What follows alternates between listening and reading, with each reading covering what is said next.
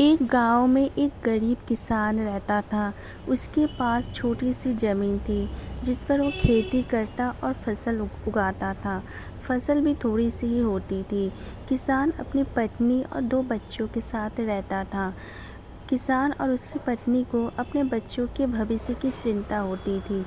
तो एक बार उसकी पत्नी ने किसान से बोला कि क्यों ना तुम शहर जाकर पैसे कमाओ, जिससे तुम ज़्यादा पैसे कमा पाओगे।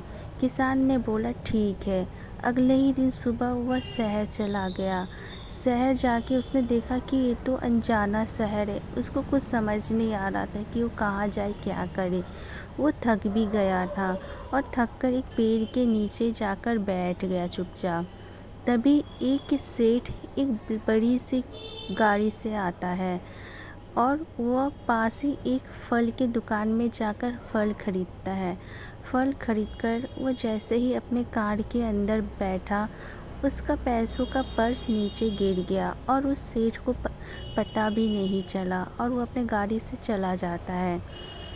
वो किसान वहाँ पेड़ के पास बैठकर सब देख रहा था।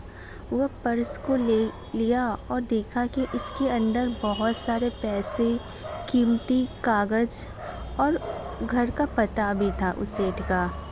उसने मन ही मन सोचा, यह पर्स सेठ को मैं किसी भी तरह से मैं दे दूँगा। भले ही वो किसान गरीब था, लेकिन वो बहुत ही ईमानदार था।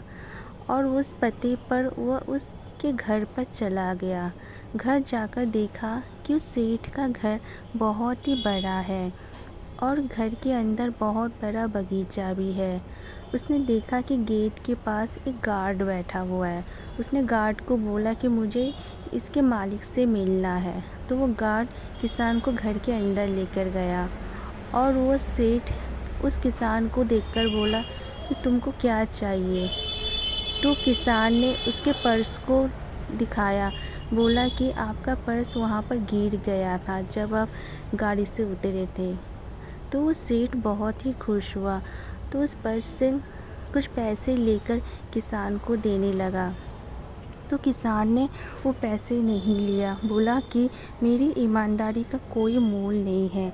अगर आप मुझे कुछ देना ही चाहते हो तो इस अनजान शहर में मुझे कुछ काम दिलवा दीजिए। तो वो सेठ बोला ठीक है, एक काम करो, मेरा यहाँ पे बहुत बड़ा बगीचा है, तुम माली बन जाओ, मैं तुम्हें अच्छा महीना भी दूँगा और तुमको यहाँ पे रहने के लिए मैं जगह भी दूँगा। वो किसान रेडी हो गया। उस किसान को ईमानदारी की वजह से उसे अनजान शहर में काम